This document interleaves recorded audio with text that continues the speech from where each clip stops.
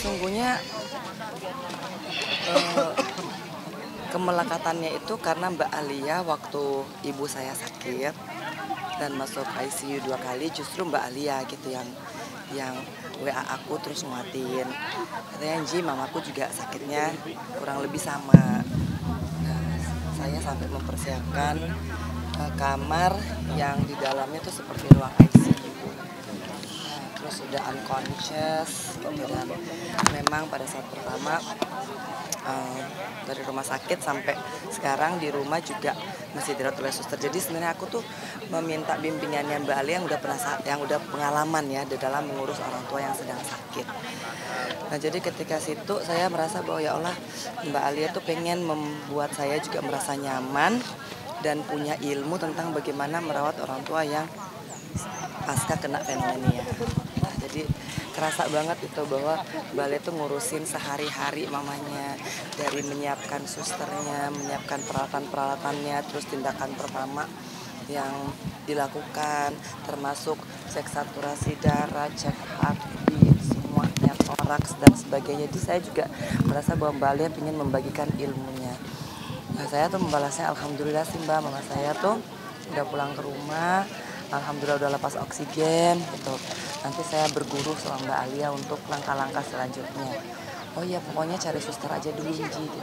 Nah, sebenarnya lebih ke situ sih, makanya saya saat mendengar ini saya terpikirkan Mbak Alianya.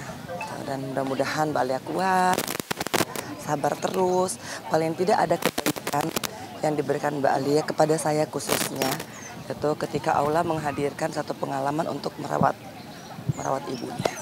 Tapi gimana tanggapan Mbak Enji terkait Mbak Alia Rahali sendiri yang tidak ada di samping almarhumah saat mengebuskan napas terakhir, seperti apa?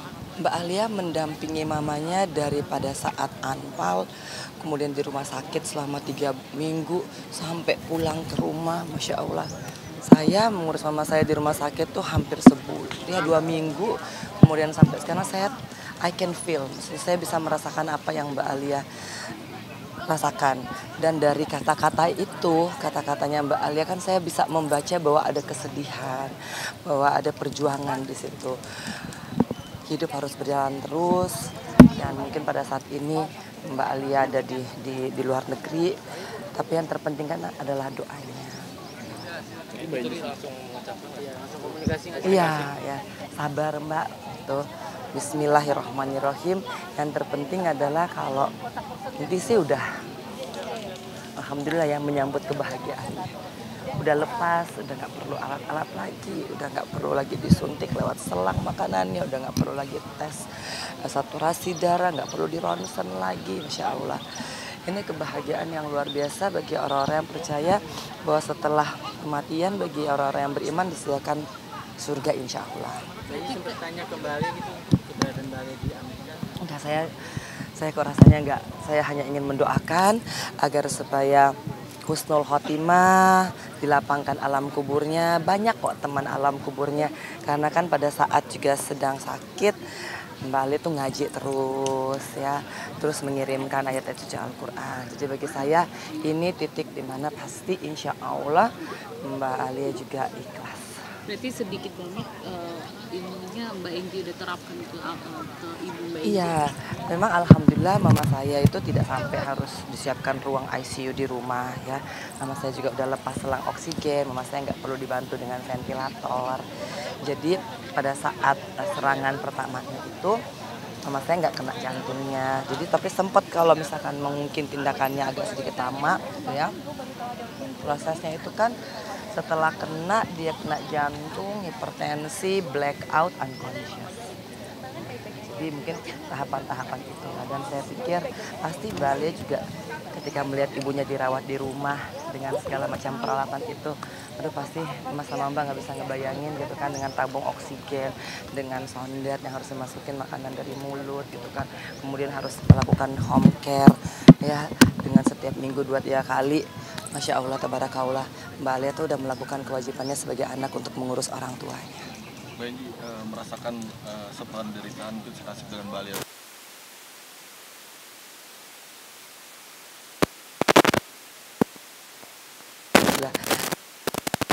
Kalau kata dokter saya, Mbak Enji, jangan sampai Mbak Enji yang jadi pasien saya. Itu kata dokter jantung saya ya. Mbak Enji juga harus jaga kesehatan, Mbak Enji harus menjaga ritme, karena saya sendiri. Ya, jadi ketika Mbak Alia datang gitu memberikan informasi, saya kayak punya kakak gitu. Oh iya ya, ada yang ngasih tahu gitu loh, harus begini. Karena kan nyaris nggak punya siapa-siapa di Jakarta, dan Mbak Alia datang tepat pada waktunya aja. Tiba-tiba pokoknya Mbak Alia tuh pop in. Jadi makanya ketika saat ini saya ngerasakan bahwa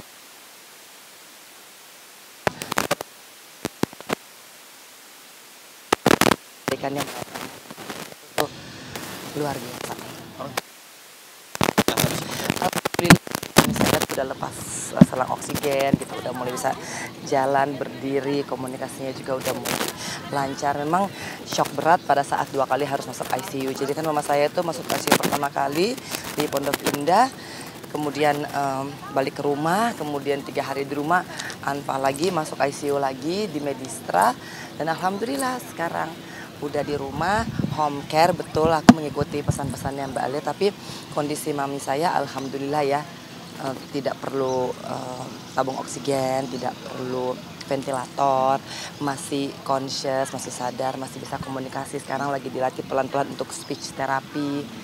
Jadi alhamdulillah. Selang yang tadinya terpasang di hidung itu untuk makan dan obat ya? Iya. Sekarang udah dilepas? Belum. Masih. Kalau itu kan ada 2 selang ya, selang oksigen dan selang untuk makanan. Nah, yang masih terpasang itu adalah selang yang untuk makanan, karena mami saya tuh masih kesulitan untuk nelen.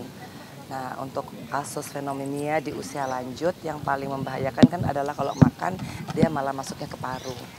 Jadi memang suggest dari dokter adalah bagaimana agar supaya masuknya lewat sandet aja ya Mbak Enji, ya nggak apa-apa. Tapi sudah mulai speech therapy. Speech therapy itu tuh adalah melatih agar supaya tenggorokannya juga bisa punya daya dorong untuk mendorong makanan masuk, dan lidahnya juga di terapi juga agar supaya bisa melakukan gerakan-gerakan selayaknya orang makan. Sekarang siapa Mbak Enji di rumah? Akhirnya aku mengikuti sarannya Mbak Alia, aku pakai suster gitu ya, karena memang saya juga harus punya tugas dan kewajiban, kadang-kadang harus nganterin Keanu juga ke sekolah gitu kan, dan juga saya seorang diri ya, dalam artian saya tulang punggung keluarga. Kalau misalkan saya nggak kerja juga nanti bagaimana dengan mami saya dan juga Keanu. Tapi lillahi ta'ala alhamdulillah rezeki selalu ada, Allah selalu mudahkan. Jadi saya masih bisa diberikan kesempatan untuk pertama merawat orang tua. Banyak orang punya banyak duit tapi nggak punya kesempatan untuk merawat orang tua. Jadi, dan kalau saya membayangkan ya, kalau misalkan kerjaan saya kayak dulu, mungkin saya nggak akan pernah bisa ngedampingin mami saya gitu. Tapi kan kemarin tuh 2 minggu penuh saya masih bisa ngerawat mami saya, dan saya bersyukur alhamdulillahirabbil alamin, ternyata ini adalah nikmat terbesar. Saya masih bisa dikasih rezeki, sekaligus saya dikasih waktu untuk merawat. Tapi Mbak Enji menjadi ini di sosial media juga, ibu kan suka dengar lagu-lagu rohani, sedangkan Mbak Enji juga mendampingi. Iya, kalau bagi saya apapun yang menjadi permintaan orang tua saya ikuti. Jadi kalau saya minta didoain, misalkan tolong ya saya panggilin pendeta, ya saya panggilin. Gitu. Tolong ya saya pengen dengar lagu ini, lagu gereja ya. Apalah yang bisa saya lakukan untuk menyenangkan hati orang tua saya ya. Bismillahirrahmanirrahim. Allah Maha mengetahui, Allah tahu niat saya hanya ingin mendampingi mami saya di usianya yang ya tahun ini 75 tahun. Tapi di usia yang 75 tahun ini sekarang lagi sakit, mungkin semangat untuk sembuhnya seperti apa sih Mbak Enji? Aduh, bismillahirrahmanirrahim ya. Jadi gini, mami saya tuh kan kena demensia. Jadi ketika kena demensia kita punya kesulitan untuk berkomunikasi. Mami sakit, apa yang mami rasakan, mami tuh kadang-kadang tantrum. Jadi misalkan kalau saya mau dengar lagu gereja gitu, nah itu mesti. Jadi nanti kalau misalkan kadang-kadang tidak diikuti kemauannya, tensinya naik, itu kan pengaruh ke jantung, nanti bermasalah dengan saturasi oksigennya. Ini memang kadang-kadang mungkin yang tidak bisa dibayangkan oleh orang yang mungkin tidak melihat keadaan mami saya langsung adalah bagaimana merawat orang tua yang sedang sakit dengan demensia. Jadi kita minta makan gitu kan, dia marah gitu kan, dan kita tetap harus menjaga stabilitas emosinya agar supaya tensinya tetap di 120 130. Kalau misalkan nggak keikutan maunya dan tantrum, itu yang menyebabkan hipertensi. Nanti kalau hipertensinya naik, jantungnya juga kerjanya cepat, pompanya cepat, itu bisa langsung ke pembuluh darah dan Itu yang kami takutkan. Tapi masih ingat atau Udah ini ya. Ya pokoknya kalau semua kadang-kadang diingat, kadang-kadang enggak gitu. Kadang-kadang saya dipanggil Mbak, kadang-kadang saya dipanggil nama gitu ya, istilah. Apa yang membuat Mbak Enji kuat mungkin dengan kondisi mama yang seperti itu? Keyakinan bahwa saya juga bakal tua nanti. Dan kalau saya tua juga mudah-mudahan saya bermohon agar supaya ada yang ngurusin lah. Namanya kita tua, nggak ada anak yang ngurusin itu juga ternyata merupakan satu kesedihan tersendiri ya. Tapi ya mudah-mudahan apa yang saya lakukan saat ini pertama adalah surga, mamiku adalah surgaku, itu adalah doaku.